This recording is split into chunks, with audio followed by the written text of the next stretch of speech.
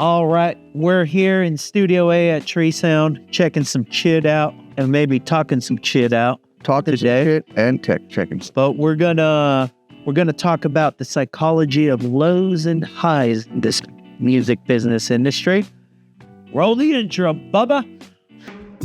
Checking chit out, checking chit out. We're checking chit out, we're checking chit out. We're checking chit out, we're checking chit, chit, chit, chit. Todos los días, Lewis and Paul.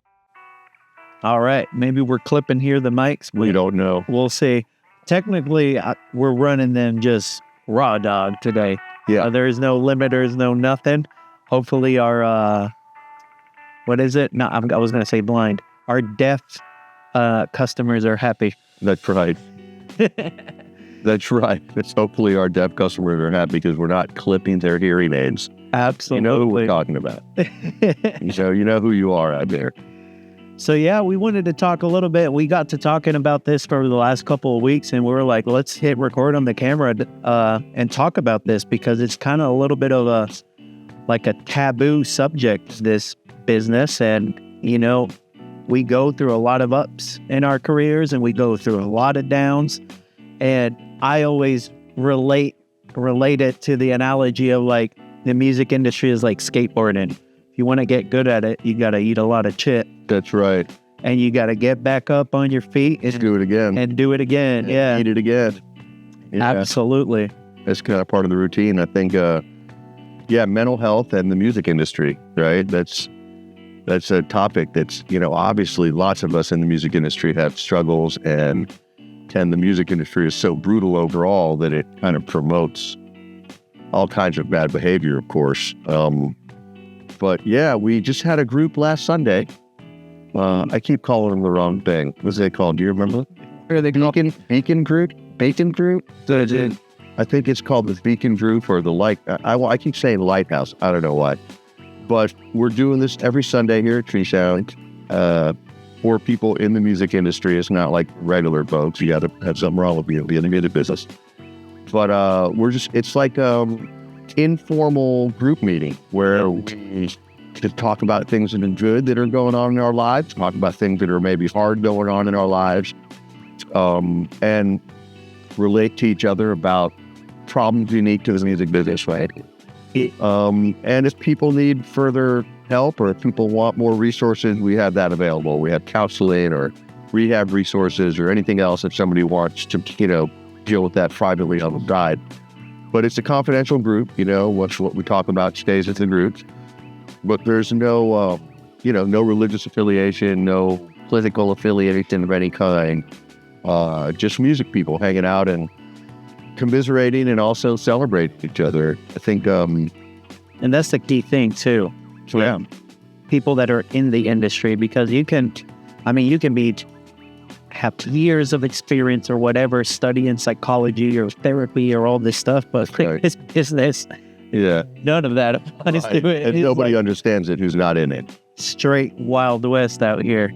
Especially like we were talking about it the other day too, like having those highs went like, you know, as a recording studio or as like a session musician, you know, that you get like either a placement or you have big artists come through or, you know, you get on a crazy tour and all this stuff. You get a Grammy, you know, and it's like you get all these accolades and all this stuff. But even once you get it, life's still moving. Right. And the accolades, I think one of the things that comes up all the time is the feeling of, well, how can I feel successful with a Grammy and with all these awards and plaques and placements if I can't pay my bills? So when you're struggling to pay the bills, which is often the case in the roller coaster ride of the music business, it's hard to feel like you're successful. So right. And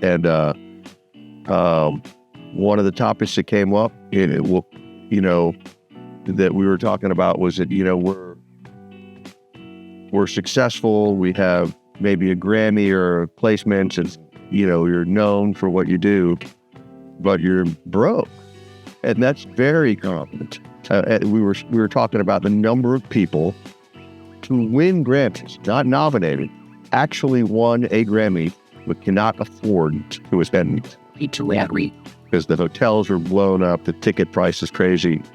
And that's just that was an indicator of that kind of like, how do I try and mentor somebody? How do I be a good example for a younger generation who's looking at us like, wow, you guys really got it going on, and we're still having trouble paying the bill, too. Yeah. And that's the reality of it, too. Like, even from the perspective of just like an independent artist or something, and let's say your build is your own audience and you get successful at it and you have like thousands of people following you, doesn't guarantee anything. Yep. Doesn't guarantee anything, and you still got to work your butt off. And it goes back to that, the beginning of the video, like you got to eat shit. That's right. You got to give back up, dude. You know? It's fascinating. And even like when you start, especially now in this digital era too, outside of like, you know, nominations or actual rewards that you get and all this stuff, like we get to see a lot of data now, right? The back end, right?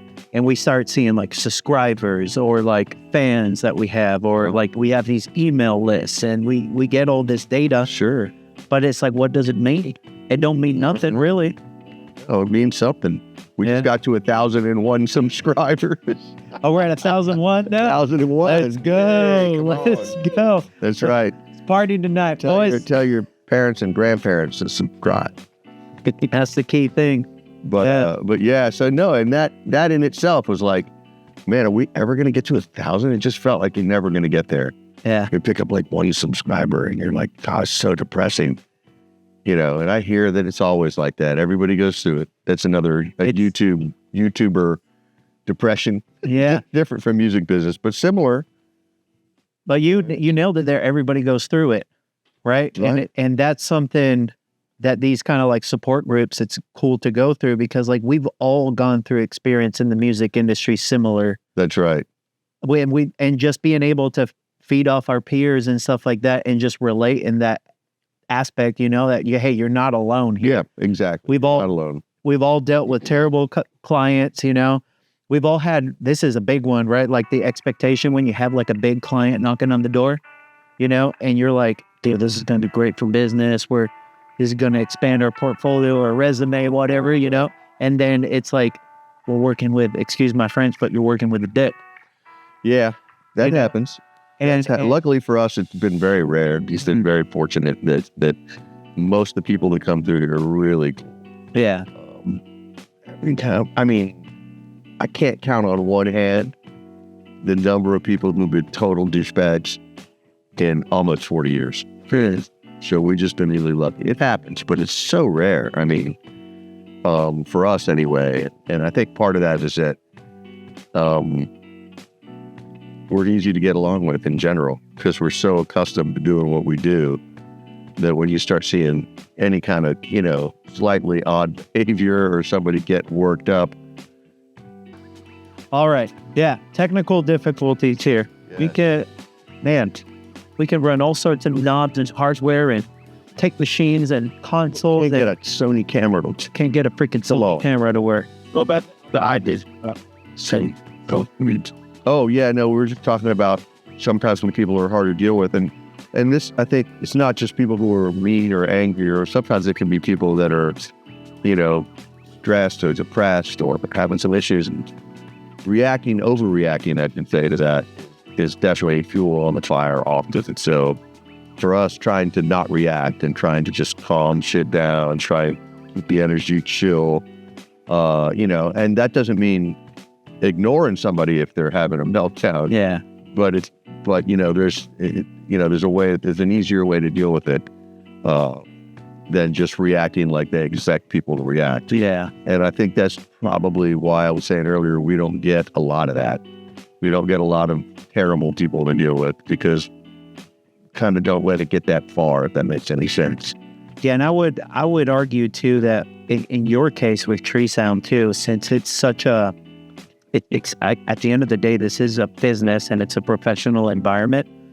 The customers that Tree Sound has are also with that mindset that this is a professional environment, and they're also putting, you know, a good amount of money on the line too. So they want to, Yeah, they don't want to throw their money away. exactly. But where I find interest and where, we can add value to this conversation is nowadays, because of the cost of recording has dramatically, it's reduced. And it's more affordable for everyone. There's more direct access to it. There's a lot of project studios popping up, and a lot of independent people that they're, at the end of the day, we're musicians and we're kind of go with the flow people, and we forget about that. Your project studio is a legit business, Sure. brother. Absolutely. And how you conduct that business too will also kind of dictate the level of clients that you're working with as well. So there's like a little bit of a Yeah, no, I'll get it. yeah, and I'm not talking like high level, super crazy rock stars and pop stars or anything, but it's just like you want to be able to, how you run your business at the end of the day is going to attract, professionals. Doesn't matter what level you are in this life, Yeah, that definitely is part of it. But yeah, so what other things did we talk? We had a bunch of different subjects we talked about. One of the ones that comes up a lot is you get some success and you feel pretty good. Maybe it's a big record or you get a Grammy or something like that. And then nothing happens for years. And it's like everybody starts ignoring you. Like, well, what have you done lately? What have you done this week? What did you do this year? And that's kind of a hard thing to live with. Like, have I done anything relevant in the last however many months, years? Yeah. And it's hard to stay relevant, whether you're an artist or whether you're a studio. Yeah. Staying relevant is key, right? Surely, we've got a lot of plaques on the walls that we've gotten over the years, but we probably have twice as many that we don't have that are not hanging on the walls. So we just haven't had the money or the time to get them. Yeah. That's a whole other process, but why do we get them, right? Why would I just get a plaque that we did in the last year or two or three so that people can show up and go, oh, look, they're still relevant. Yeah. They're still doing something that's current-ish, right? Yeah.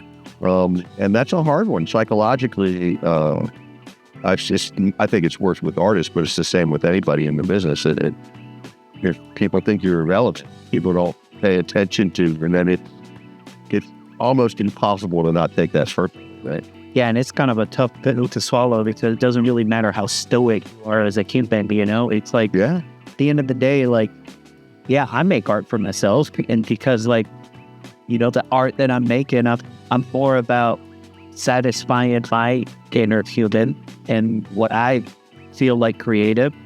But at the end of the day, too, it's like, yeah, it would be nice if a million people just listen to my music, like it, and enjoy it. It's like, it's not my first intention because I've been, navigating this industry throughout the years, and that's not my priority, but it is nice. Well, and think of the opposite of that. I'm just an artist for the sake of art. I'm just going to make these records because it's what I really want to do. And he has no success and no one listens to him. That's equally difficult. I would say even for people who don't give a crap about being successful, if you make art, you probably want somebody to appreciate it. Yeah. Right? Yeah, and that's the thing. It's like the differentiation, if I can speak correctly, of what success is, right? Going through that inner conversation of what does success mean to you? Because it's always different for a lot of people, and having the numbers doesn't equate to have the money. So it's what is your definition of success? And having the money often doesn't equate to having the numbers. Yeah. Or having success, and the way you feel success, everybody's different, right? Yeah. I think it's probably more common that I don't feel successful because I don't have the money. If you have a bunch of money, it's probably easier to feel successful, I would guess. Yeah. But I have certainly seen plenty of people who have no shortage of money but are miserable. Absolutely. So there's that, it's a weird business, man. Yeah. And especially when you start thinking money is such a useful tool, and it gives you so much raw power to attune whatever ambition and vision you have. But then you think about like music and the return that you get from that. Like there is so many more things with music that in theory can be more valuable than money. Like the emotional satisfaction that you get from it, the connection that you get with people and all this stuff. And it can be very difficult to balance that out too. Because like I can be like, the same thing. If I put out a track now and like a billion people love it, I'm on cloud 9. I'm on a super high, but I made $10 with it. Right. So it's like, well, where's, the definition of success? That's why it's like you have to really have those conversations with yourself, really. And you are the one who defines what your life is and how you succeed. Right. Deep thoughts. That's right. Yes. Absolutely.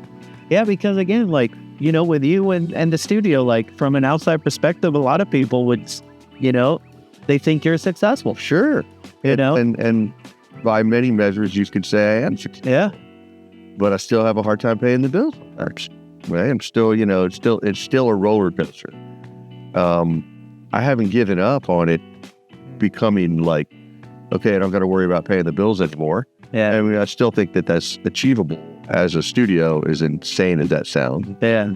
But I have other things going on. I'm relying more on other sources of income, not just studio time. But I haven't given up. Yeah. And that's one of the things that you and I talked about. Like it's really being in the music business is really like an act of faith. Yeah. Not necessarily a religion or faith in whatever. Faith in something. Faith in yourself. Faith in God. Faith in the universe. Whatever you want to call it. But you got to have some belief, some faith to stay in it. Absolutely. Because oftentimes it doesn't come from an external source, right? You have to well that up inside of yourself and go, all right, I'm going to make it. I'm going to do it. I'm going to find a way. It's success is right around the corner. Yeah. And part of that is, perspective. And part of that is, like you were saying, plenty of people would say, oh, I'm super successful, except me. And I'm still trying to be successful. But it is unlike many businesses. I mean, there's not a lot of businesses. I mean, maybe this happened in tech at some point in the whole internet, that kind of thing. But you can be a teenager and become a millionaire before you're 20. Absolutely. And be super successful. But you'll most likely be broke for a long time. Like the overnight successes are typically about a 10-year run. Yeah. When you're like, wow, that band or that artist came out of nowhere. Not usually.